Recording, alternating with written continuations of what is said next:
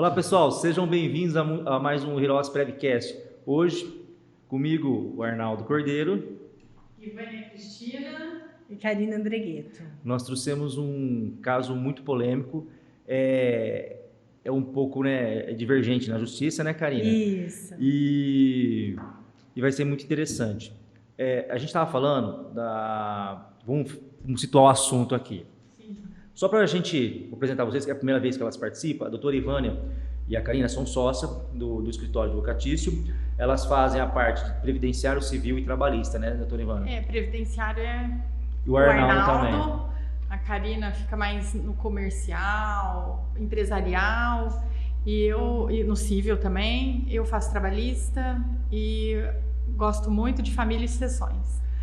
E faço bastante. E a gente quer mostrar que o previdenciário ele tem relação também em várias áreas do direito, né? Uma dessas relações é a questão do dependente, porque o Código Civil diz o seguinte, que quando o segurado falece e ele gera um dependente, aquele resíduo que ficou segurado, automaticamente o INSS paga para o dependente habilitado à pensão. Tá? E quando não gera dependente, né? É o caso que você ia fazer lá, que você ia solicitar. Como que faz isso? Quando não gera dependente. Exatamente. Então, a gente pode falar um pouco aqui sobre um alvará judicial simples, isso, né? Então, você vai lá no site do INSS e o INSS fala os documentos que você precisa. Então, certidão de óbito, documento pessoal e o bendito do alvará judicial. O que é esse alvará judicial? É um pedido, né? Que você faz para o juiz e ele vai autorizar você a receber os resíduos do INSS. E o alvará judicial precisa de um documento do INSS. Que é a certidão de inexistência de dependentes habilitados à pensão por morte. E eu sempre falo, né? Quando vocês iam lá no FIS, lembra quando a gente era o balcão que vocês iam pedir para nós, a gente já fazia a certidão e emitia o resíduo. Então, porque tem juiz que pede o resíduo, né? E o que eu falo? Hoje já não pede mais. Não pede mais? Mas se vocês quiserem, quando for fazer o requerimento, solicitar, vocês pedem um requerimento de resíduo, que é fácil fazer, o servidor provavelmente faz, né? Teria que fazer, né? Os que souberam. Agora, conta o teu caso para nós, para eles entenderem qual que é a complexidade. Então, vamos lá. É uma ação judicial do qual a pessoa entrou com um pedido de aposentadoria por tempo de contribuição. A ação foi procedente, ela entrou na fila dos precatórios e durante a espera do precatório ela veio a falecer. Ela tinha uma filha e um companheiro. E aí fica a pergunta, né, doutora Ivânia? Vai ser sucessão ou vai ser direito previdenciário? A lei vai ser a 8.213 ou vai ser o Código Civil, o artigo 1829?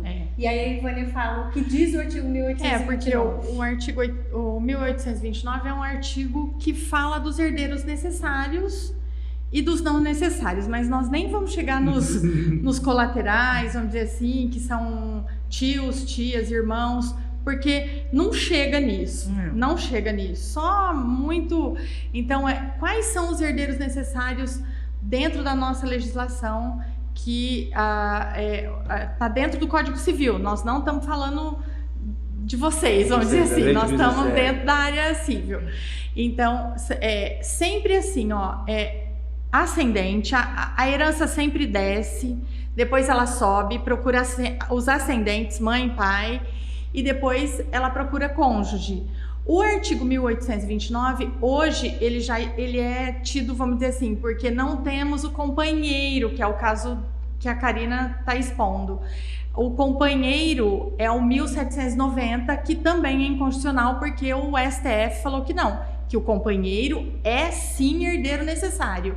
Então, o companheiro hoje está lado a lado com o cônjuge, que são as novas formas, as novas tipologias familiares, que a gente precisa fazer um podcast disso também. Então vamos lá. Voltando nesse caso prático, a herdeira queria concorrer com a sucessão e o pai dizia que não, o companheiro, né, padrasto, dizia que não, que a herança era só dele. Então ele brigava para dizer que o direito aos atrasados da falecida entrava na 8.213 e a filha dizia que não, porque que gerou, entrava no Código Civil. Porque já tinha gerado pensão para ele, né? Isso. Ele entrou administrativamente, no caso concreto, não foi conseguido, mas ele entrou judicialmente, conseguiu o reconhecimento, então ele era o dependente habilitado. Existia um dependente habilitado, mas aí no posicionamento desse caso concreto, era de que isso não era direito previdenciário, e sim um direito sucessório. Aí, nesse caso concreto, houve o reconhecimento para a filha como herdeira, dizendo que ela requereu, portanto, não cabia ninguém discutir se ela era ou não herdeira, com pena de cessar o direito à herança dela, e ela foi habilitada e ela está esperando o precatório dela sair. Olha pra você ver como que loucura. Olha que loucura, para vocês entenderem. Exemplo, se ele tivesse pedido um benefício de aposentadoria no INSS, o INSS tivesse concedido, estava recebendo o benefício dele, daí o que aconteceu? Ele faleceu, vinha a falecer. Nesse caso, ela pediu um benefício no INSS, e se fosse reconhecido administrativo, ela estaria recebendo um benefício e ela vinha a falecer. O que acontece? Se o herdeiro habilita, se tem um herdeiro lá, foi considerado união estável no ano administrativo, ele começa a receber o resíduo, do benefício. Acabou. Olha que loucura. Ela fez o requerimento administrativo, foi negado, ela faleceu, ele entrou com a pensão, foi negado, foi reconhecido ele na pensão, como dependente. Olha que loucura. Depois que foi reconhecido como dependente na pensão, saiu a aposentadoria dela. Olha que transtorno, aí que chegamos à conclusão. Quem que se aplica o Código Civil ou se aplica a Lei 8.213? E Eduardo, é importante frisar que tem decisões em ambos os sentidos. Já conversei com vários colegas na área previdenciária e ele falou, não, Karina, a gente como previdenciarista, a gente entende que é 8.212, que tem habilitado, os atrasados, vai tudo para quem está habilitado. E aí, portanto, eu procurei bastante julgado e tem bastante julgado também nesse sentido, que é acervo, é Montemor. Até a Ivânia, se quiser falar um pouco o que é Montemor. Quando você morre, o último suspiro já abre a sucessão. Nós, advogados, só regularizamos a tua sucessão, não só advogados, como o cartório também. Se você não tiver menor se não tiver incapaz, vamos dizer assim, de uma forma geral, o cartório de notas está habilitado a realizar o inventário. Não pode ter brigas, não pode ter litígio.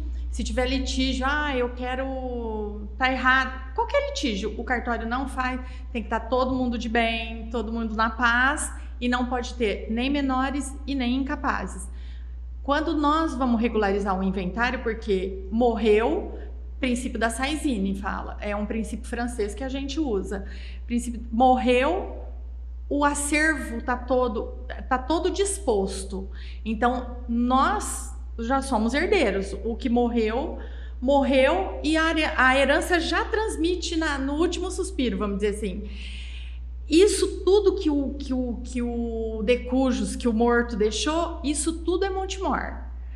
Um outro detalhe, seguro, falando aqui dentro do caso prático, seguro e previdência privada não entra no inventário. Isso não entra mesmo. Mas e aí?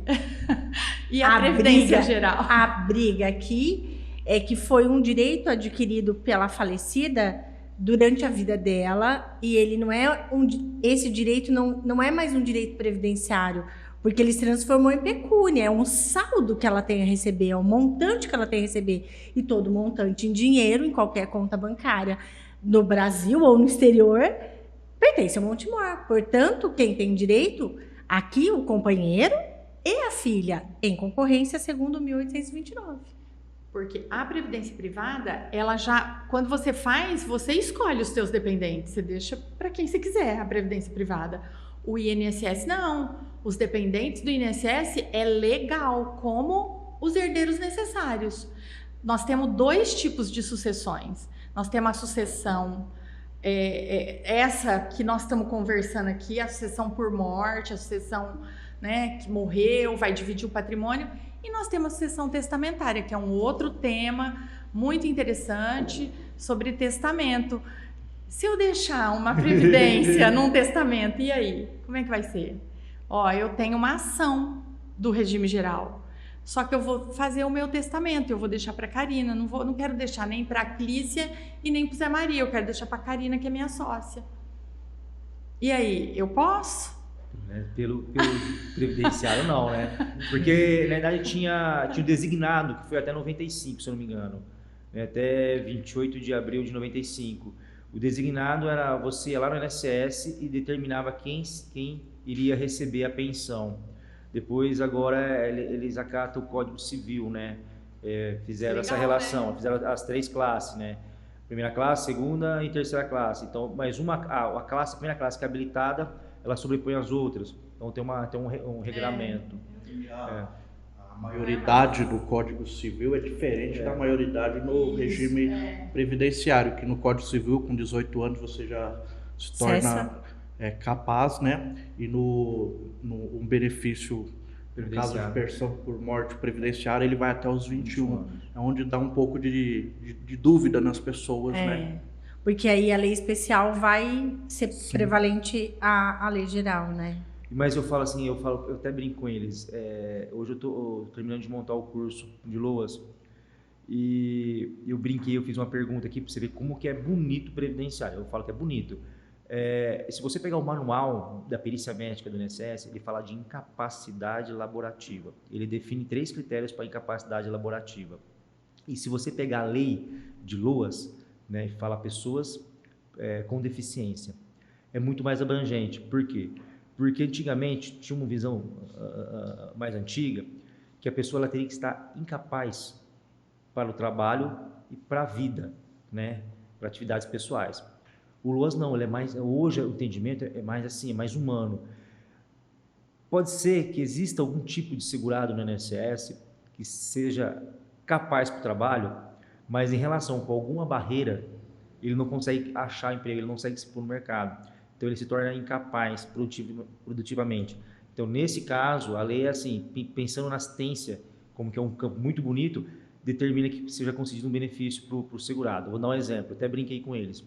Se você pegar uma pessoa paraplégica hoje, um menino que mora numa zona rural, assim, que a cidade mais próxima à casa dele seriam 60 quilômetros de distância, em que toda a família dele trabalha como na roça, né, no exército de agrícola, você imagina que esse menino ele não teria, por mais que ele tenha uma capacidade mental, intelectual altíssima, mas não tem internet, não tem condição, você não tem um programa social ali efetivo de serviço público para atender, para qualificar ele.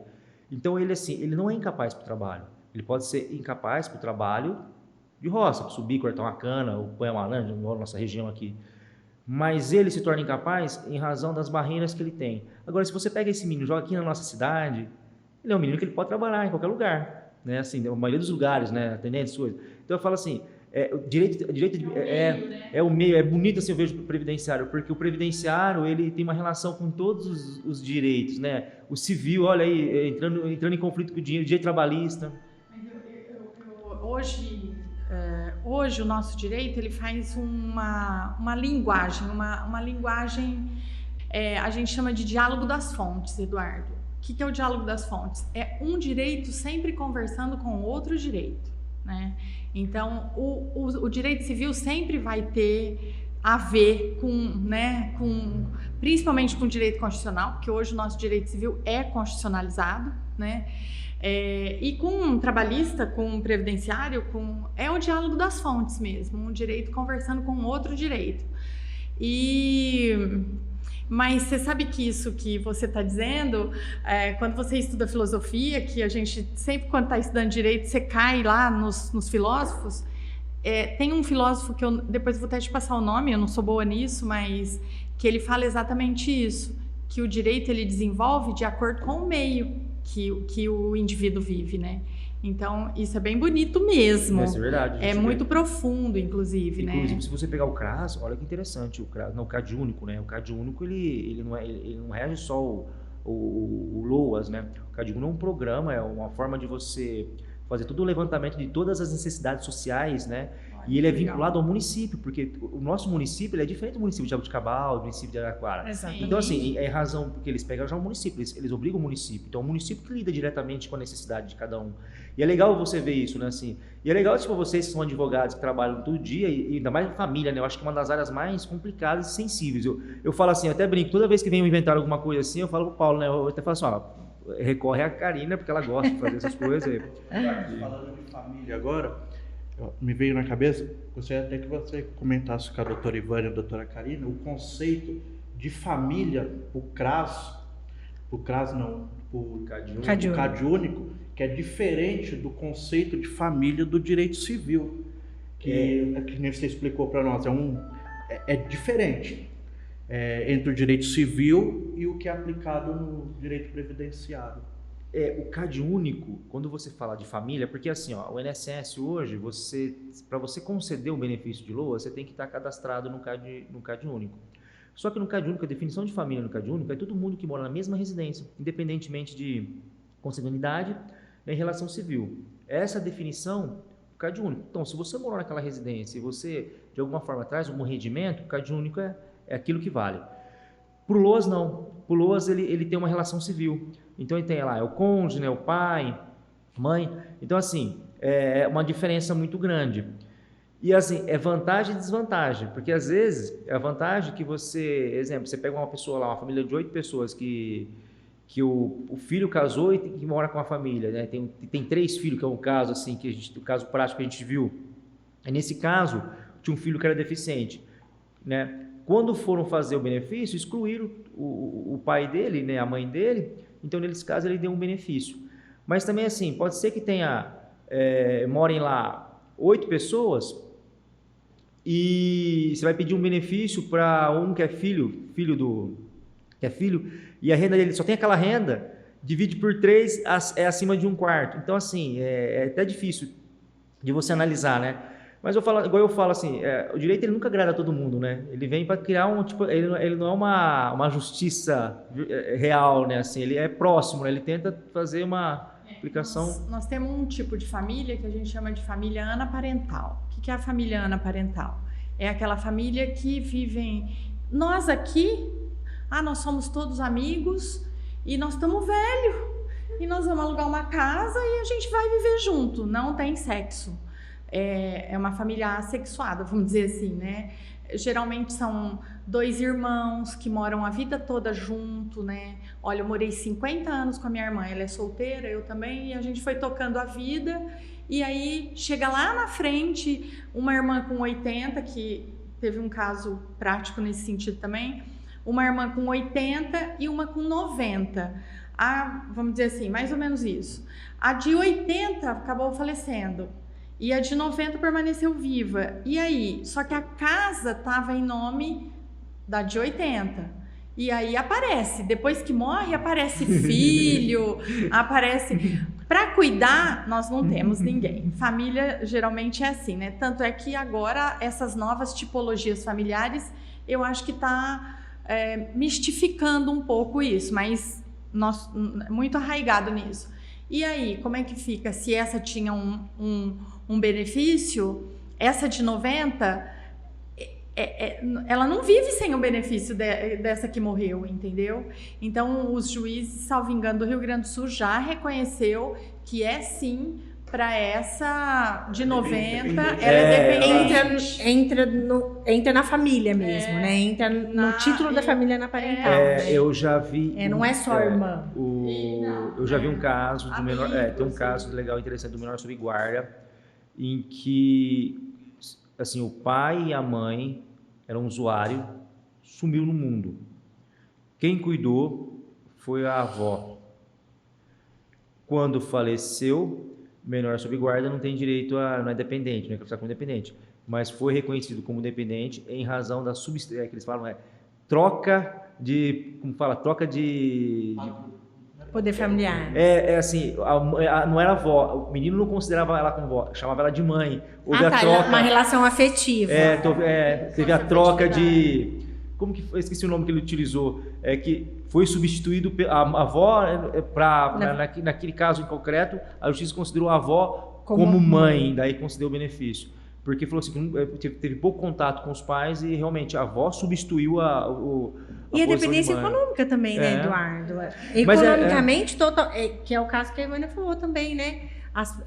Essas pessoas que nós estamos falando são dependentes economicamente uma da outra, né? Então, como que você vai Sim. deixar essas pessoas desamparadas, né? Marginalizada, né? A ideia até é que, pelo princípio da Previdência, a Previdência é o maior distribuidor de renda que o Brasil tem hoje. Exatamente. Então, assim, as pessoas falam, eu sou contra o auxílio reclusão. Eu falo, gente, tudo bem, você é contra uma coisa, mas se você entender a função do auxílio reclusão, porque é melhor você pagar alguma coisa para quem que tá, o cara que tá preso. Esse né? é o gente que faz. Isso é um É. tema também que Muito caberia um polêmico. podcast bem legal, Eduardo, Porque tem muita gente. Muito. as pessoas não Entende entendem que é o auxílio que é o reclusão. auxílio reclusão. Tem- Acho que porque tá preso, todo É. mundo vai ter Todo mundo. direito. Não, mas pelo menos a família recebendo alguma coisa, tenta diminuir os filhos, né, Não que é ficaram. todo preso, tudo, né? Então as uma- pessoas muito têm que polêmico entender isso, que É não é bem todo polêmico. preso que tem o peso, tem que ter uma relação com o INSS para ele se beneficiar, mas isso é um outro tema aí para você A gente- chamar os criminalistas aí. É que a gente traz um monte de caso. E assim, a ideia é o seguinte: é mostrar desde o servidor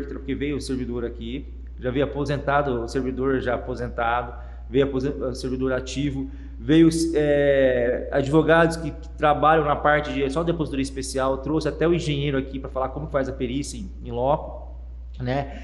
Já veio também advogados falando de LOA. Então, assim, o que a gente quer mostrar? Como é amplo o campo do direito previdenciário, porque não só para você do seu escritório que faz previdenciário, mas o que você consegue fazer é várias parcerias com outros tipos de escritório, né? Porque uma hora você não sabe tudo, a gente sabe aplicar o previdenciário, mas tem hora que Previdenciário é quando- meio polvo, né, assim, né? Porque ele tem que pegar muito do direito civil. Administrativo. Chega trabalhista, dentro do- muito próximo do direito trabalhista, lei da relacionada. Aí tem que ser um outro podcast.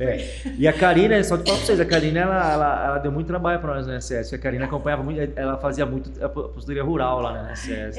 Na época eu fiz bastante aposentadoria rural, porque eu vivo numa comunidade rural, né? Eu moro em Jurupema, pra quem não Nós sabe. vivemos numa comunidade rural, Mas não tem a nem minha- empresa aqui. A minha é um Uma pouco cidade mais agrícola. próxima, porque é essencialmente agrícola, né?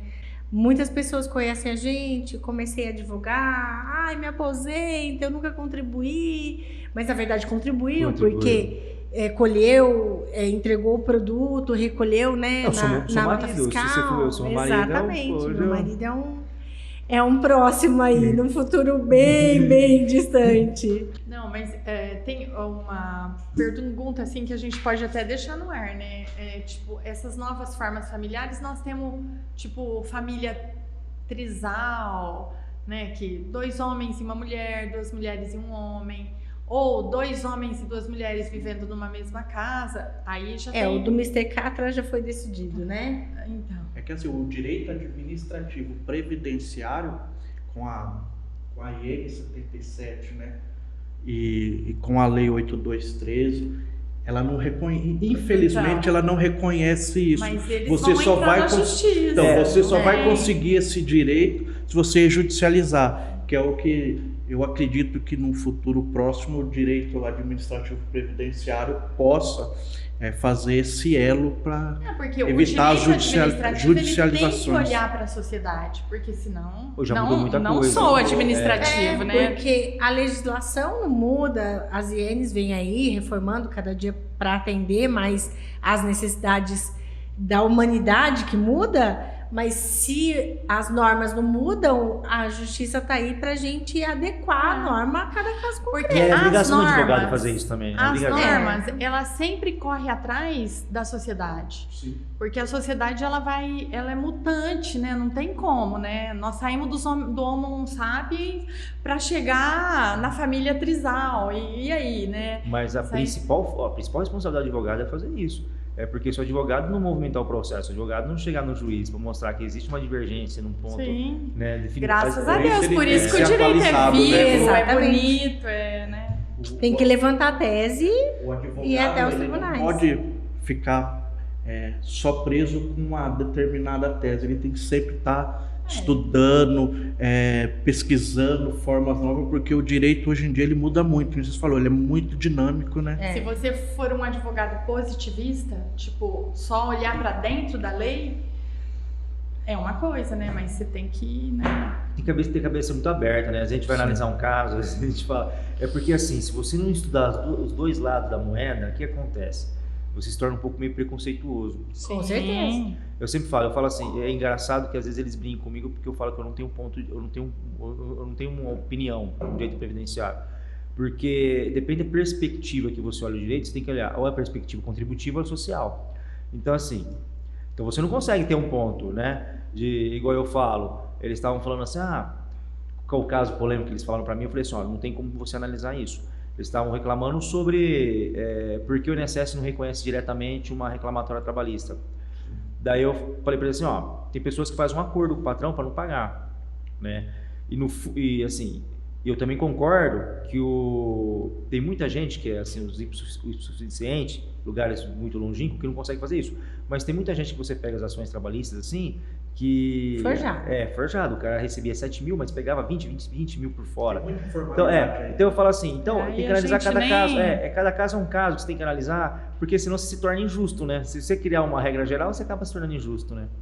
Então, gente, muito obrigado por vocês terem vindo. O papo foi muito bom. Eu falo assim, né? Deixar a gente ficar 3 horas falando aqui, né? Com certeza iremos voltar, né? Com certeza. O Arnaldo ainda é mais ostra, assim, mas 3 falantes aqui, né? O Arnaldo é mais observador, mais mineirinho, assim. Mas é legal. Mas a gente agradece demais a oportunidade. Nossa, se vocês quiserem vir de novo aí, a Karina podia vir falar um pouco das experiências de apostoria rural, que mudou muito agora, né?